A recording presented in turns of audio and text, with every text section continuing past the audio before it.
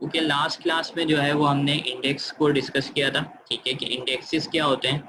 ठीक है, SQL server में इंडेक्स का कॉन्सेप्ट क्या है, इंडेक्स को कहाँ यूज करते हैं और इंडेक्स से क्या फर्क पड़ता है हमारे रिट्रीवल पे, हमारे प्रोसेस पर। और हमने डिस्कस किया था क्लस्टर्ड इंडेक्स को।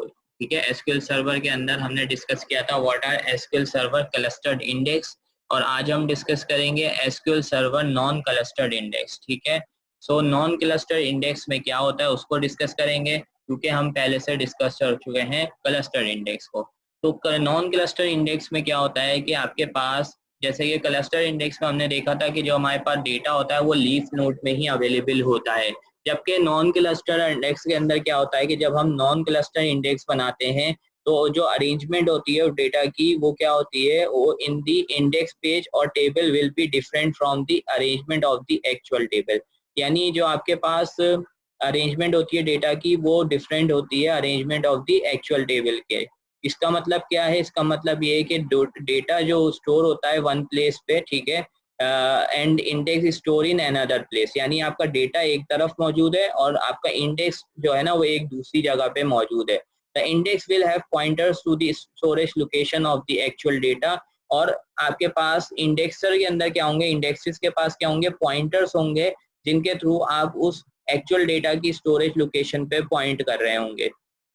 इस चीज को समझने के लिए हमारे पास एक डायग्राम है जिसके थ्रू हम इस चीज को समझेंगे। ठीक है, और जिस तरह से आपको पता है कि जब हम इंडेक्स को यूज करते हैं तो इंटरनली आपके पास एक बी ट्री स्ट्रक्चर क्रिएट होता है।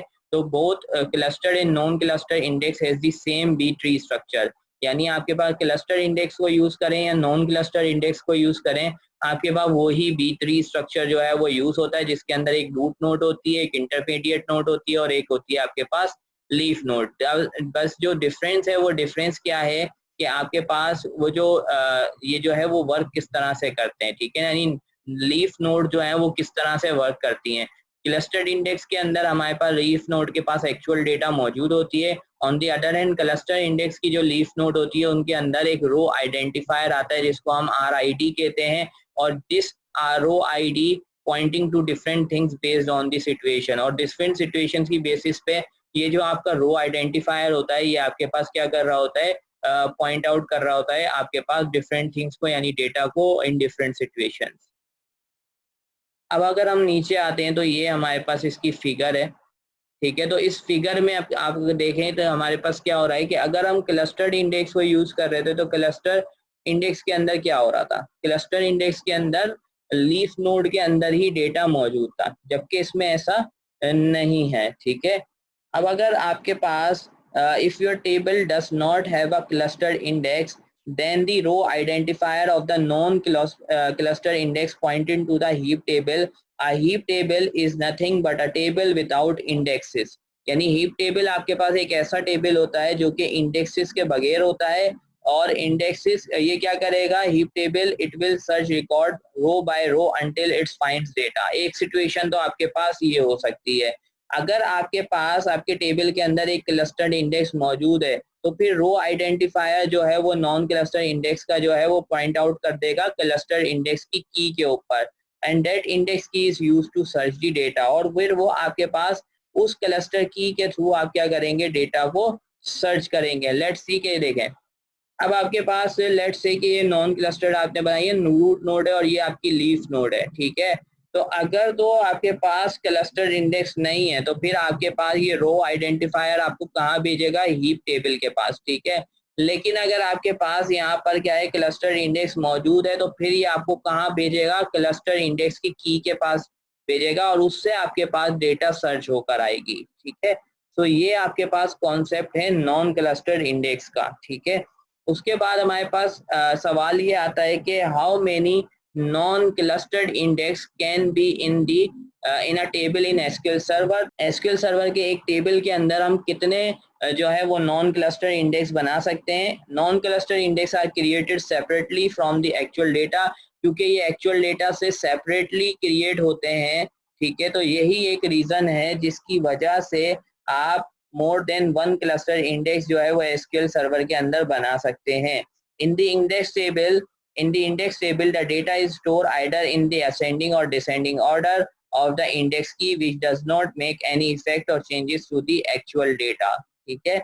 और एसक्यूएल सर्वर के अंदर जो है we can create a maximum of 249 non clustered index for a table, जबकि क्लस्टर्ड इंडेक्स हम एक ही क्रिएट कर सकते हैं, जो कि हमने सीखा था कि हमें पता है कि जब हम क्लस्टर्ड इंडेक्स की बात कर रहे हैं तो क्लस्टर्ड इंडेक्स हम एक टेबल के अंदर एक ही क्रिएट कर सकते हैं, और जबकि नॉन क्लस्टर्ड इंडेक्स क्योंकि उसके इंफॉर्मेशन एक दूसरे टेबल में मौजूद होती है, ठीक है, तो इसी वजह से हम जो है maximum of 249 non cluster index जो है वो एक टेबल के अंदर क्रिएट कर सकते हैं। So now what is the difference between the clustered and the non cluster index? As we have discuss, we can create only one cluster index, यानी हम एक टेबल के ऊपर एक क्लस्टर इंडेक्स बना सकते हैं, जबकि एक से ज्यादा नॉन क्लस्टर इंडेक्स बना सकते हैं। क्लस्टर इंडेक्स के अंदर जो लीफ नोड होती है उसके पास एक्चुअल डेटा मौजूद होता है, और जबकि नॉन क्लस्टर इंडेक्स के अंदर जो लीफ नोड होती है वो एक्चुअली पॉइंट करती है आपके क्लस्टर इंडेक्स की लीफ नोड पर। SQL Server cluster index determines the storage order of the rows in the table, hence does not require additional disk space. Whereas a non-cluster index in SQL Server is stored separately from the table, so additional storage space is required.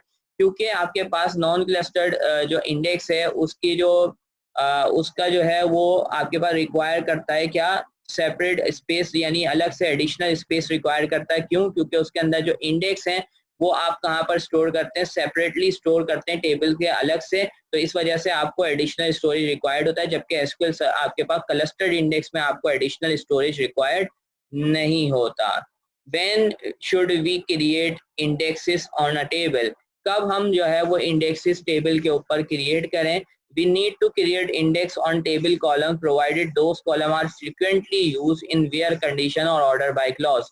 यानी अगर आपकी select query के अंदर वो ऐसे columns हैं जो बार बार use होते हैं where query के अंदर या order by clause के अंदर, तो फिर it is not advised creating an index on each and every column, यानी उन queries के ऊपर उन कॉलम्स के ऊपर आप इंडेक्स बनाएंगे जो फ्रीक्वेंटली यूज होती हैं, और इसलिए ये एडवाइजेबल नहीं है कि आप हर कॉलम के ऊपर जो है वो क्या बनाए, इंडेक्स बनाए, because a number of indexes can degrade the performance of the database. तो अगर आप ज्यादा इंडेक्स बना देंगे तो वो भी आपके पास परफॉर्मेंस जो है वो आपकी डेटाबेस की खराब कर सकता है, क्योंकि जब भी हम कोई मॉडिफिकेशन करेंगे तो वो सारे इंडेक्स टेबल के अंदर रिफ्लेक्ट होगी। तो इसको हम देखेंगे अभी थोड़ी देर बाद भी हम डिस्कस करेंगे कि हाउ जो है वो आपके पास इंडेक्स जो है वो किस तरह से इफेक्ट करता है डीएमएल ऑपरेशन को। दूसरी बात लास्ट जो इस चीज के अंदर हमें डिस्कस करना है वो ये है कि विच इंडेक्स इज फास्टर, यानी आपके पास क्लस्टर इंडेक्स फास्ट है या आपके पास नॉन क्लस्टर इंडेक्स जो है वो फास्टर है। क्लस्टर इंडेक्स इसलिए फास्ट है, उसकी रीजन ये है कि क्लस्टर इंडेक्स के अंदर क्या होता है, क्लस्टर इंडेक्स के अंदर आपके पास इस वजह से वो फास्ट है बिकॉज के क्लस्टर इंडेक्स के अंदर जो लीफ नोड होती है उसी के अंदर डेटा मौजूद होता है। सो हमारे पास जब हम डेटा को सर्च करते हैं वो डायरेक्टली लीफ नोड से हमारे पास डेटा आता है। ऑन दी अदर हैंड अगर हम बात करते हैं नॉन क्लस्टर इंडेक्स की, तो लीफ नोड के अंदर क्या होती है, पॉइंटर्स होते हैं जो कि क्लस्टर इंडेक्स की लीफ नोड पे टारगेट कर रहे होते हैं, जिसी वजह से आपके पास एक एक्स्ट्रा स्टेप लगता है यहाँ पर, जिसकी वजह से आपके पास ये जो तो है वो आपके पास थोड़ा सा स्लो होते हैं in terms of the clustered index, ठीक है। तो ये आपके पास डिफरेंस है क्लस्टर इंडेक्स का, और ये आपके पास हमने डिस्कस किया कि क्लस्टर इंडेक्स क्या है, नॉन क्लस्टर इंडेक्स क्या है। तो ये आपके पास कॉन्सेप्ट है क्लस्टर्ड का और नॉन क्लस्टर इंडेक्स का। अच्छा, अब नॉन क्लस्टर इंडेक्स बनता कैसे है? तो नॉन क्लस्टर इंडेक्स भी आपके पास उसी तरीके से बनता है जैसे आप क्लस्टर इंडेक्स बनाते हैं, लेकिन जस्ट आपको क्या करना होता है, वहाँ पे नॉन क्लस्टर इंडेक्स लिख देना होता है। लेट्स से कि मैं यहाँ पर आता हूँ और हमने एक डेटाबेस बनाई थी आई थिंक इंडेक्स डेमो के नाम से, और यहाँ पर हमारे पास एक टेबल था जिसको हमने बोला था एम्प्लॉय, और यहाँ पे हमने देखा था कि ये इंडेक्स यहाँ पर अभी कोई क्रिएट नहीं हुआ, ठीक है। तो लेट्स से हम एक ना नॉन क्लस्टर इंडेक्स बनाते हैं। तो नॉन क्लस्टर इंडेक्स बनाने के लिए what I have to do, यहाँ पे मैं कॉलम्स में आता हूँ, हमारे पास आईडी का कॉलम है। तो फर्स्ट ऑफ ऑल यहाँ पर आता हूँ और सबसे पहले मैं यहाँ पर लिखूंगा कि मुझे कौन सी डेटाबेस यूज करनी है।